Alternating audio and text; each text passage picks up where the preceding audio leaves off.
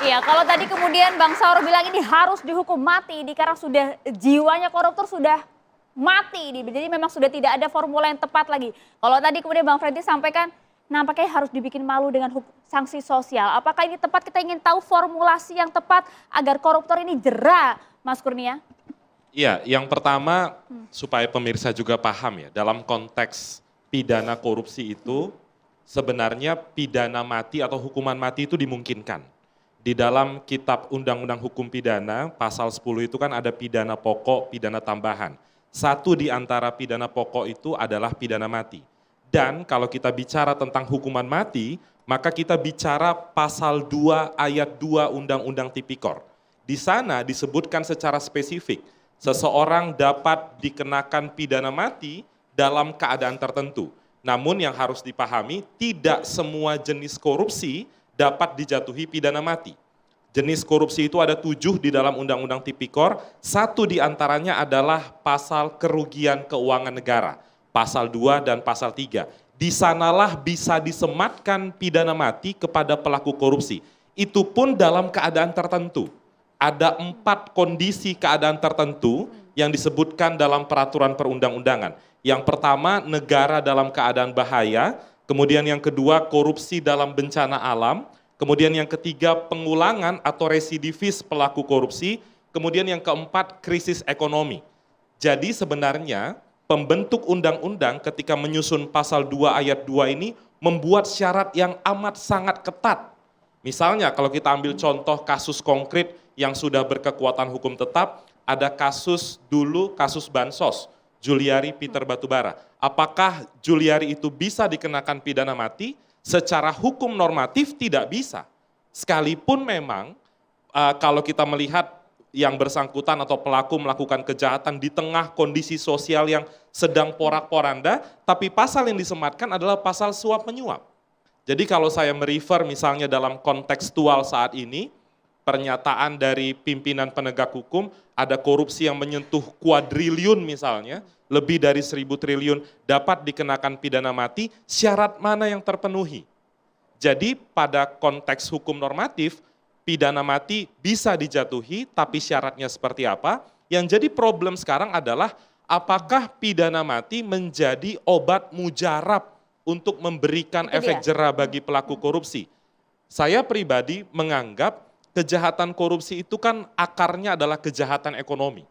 Maka dari itu memenjarakan pelaku korupsi puluhan tahun tidak cukup kalau uang hasil korupsinya masih bisa dia terima seperti Pak Frederick sampaikan tadi. Tapi saya bisa memahami bahwa dengan kondisi sosial masyarakat hari ini di tengah banyak permasalahan dan liga korupsi tadi, menuntut pidana mati itu adalah hal yang lumrah. Akan tetapi memang tindakan negara yang diwakili penegak hukum, baik KPK, kepolisian, kejaksaan, bahkan menukik sedikit dalam konteks vonis hakim, itu tidak kunjung memberikan efek jera. Rata-rata hukuman pelaku korupsi itu tahun 2023, kalau dihitung dari Pengadilan Tipikor Aceh sampai Pengadilan Tipikor Papua, jangan mimpi Indonesia sudah memberikan hukuman jera bagi pelaku korupsi. Ternyata rata-ratanya hanya 3 tahun 4 bulan penjara. Kita belum bicara tentang kerugian negara. Itu sangat ringan sekali Mas ya? Itu sangat ringan dan itu bisa dibuktikan karena berbasis putusan dari pengadilan.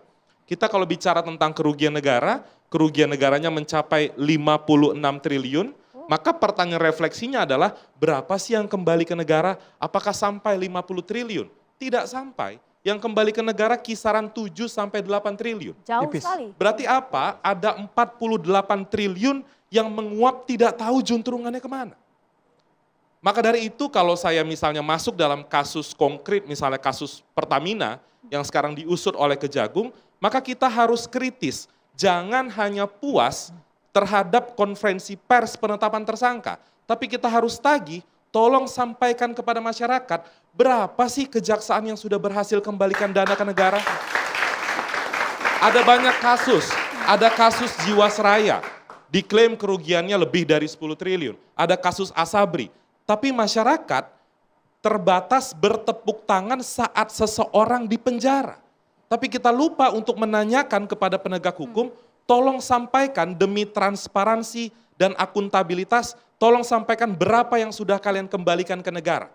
Jadi tidak cukup dengan memenjarakan pelaku, itu satu. Kemudian yang kedua, dalam konteks perundang-undangan kita, ada sejumlah undang-undang yang diyakini bisa memberikan efek jera dan menjadi senjata bagi penegak hukum. Dan saat ini mungkin menjadi PR Bang Dhanil untuk pemerintahan 5 tahun ke depan. Ada RUU perampasan aset yang sampai detik ini tidak jelas nasibnya seperti apa. Jadi ada sejumlah aspek lain yang harus kita bicarakan sebelum kita bicara tentang pidana mati. Kita belum bicara bagaimana potret lembaga pemasyarakatan yang seringkali kamar terpidana korupsi itu lebih bagus daripada kamar kita di rumah. Poin ini menarik dia. sekali Mas Kurnia karena ada main mata antara terpidana dan juga para oknum. Kita dengarkan suara Oke. langsung dengan mantan Siap. terpidana korupsi. Sebelum ini bisa nggak dikomentari sedikit? Singkat boleh ya? Oke. Singkat, Bang. Singkat Bang, boleh Bang. Tadi Kurnia sudah mengatakan ada 4 syarat.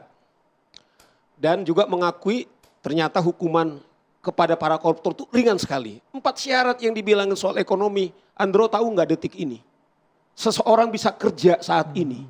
Itu sudah satu kemewahan yang sangat luar biasa. Kondisi ekonomi kita seperti itu.